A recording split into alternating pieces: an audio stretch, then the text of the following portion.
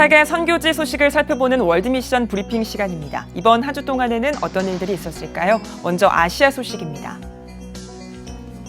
중국이 코로나19 확산을 막기 위해 상대방의 체온을 자동으로 측정하는 헬멧을 개발했습니다. 이 헬멧은 전방 5m 안에 있는 사람의 체온을 측정해 37.5도가 넘으면 경보음이 울리는데요. 현지 언론은 헬멧에 대한 시범 적용을 마쳤고 조만간 전국에 보급될 예정이라고 밝혔습니다. 일본 재판부가 지적장애인 19명을 살해한 범인에게 사형을 선고했습니다. 범인은 재판 과정에서 장애인을 차별하는 주장을 반복해 비난을 샀는데요. 재판부는 19명의 목숨을 앗아간 이번 사건은 다른 사건과 비교할 수 없을 정도의 심대한 결과를 낳았다고 판시했습니다. 코로나19 관련 회의를 위해 지역관리 수백 명이 모여있던 태국 남부 국경지방 행정센터 앞에서 잇따라 폭발물이 터졌습니다. 이번 폭발로 20명이 다쳤지만 중상자는 없는 것으로 알려졌는데요.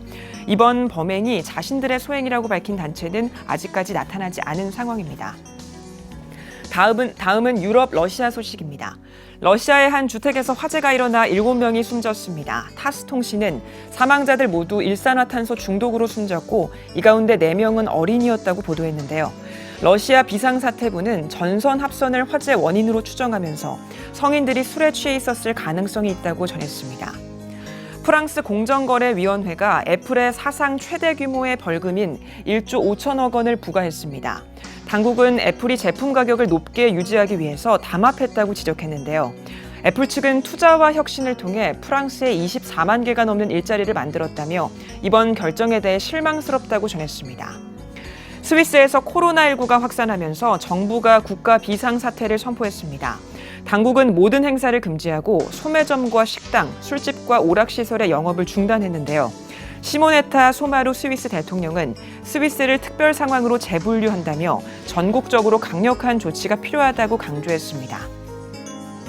마지막으로 베네수엘라 살펴보겠습니다.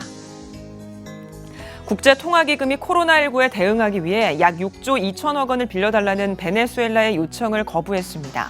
베네수엘라는 여객기를 제한하는 등 코로나19 확산 방지에 나섰지만 오랜 경제난으로 코로나19 대책 추진에 어려움을 겪고 있는데요.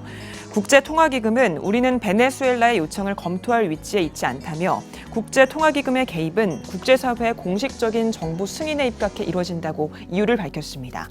지금까지 월드미션 브리핑이었습니다.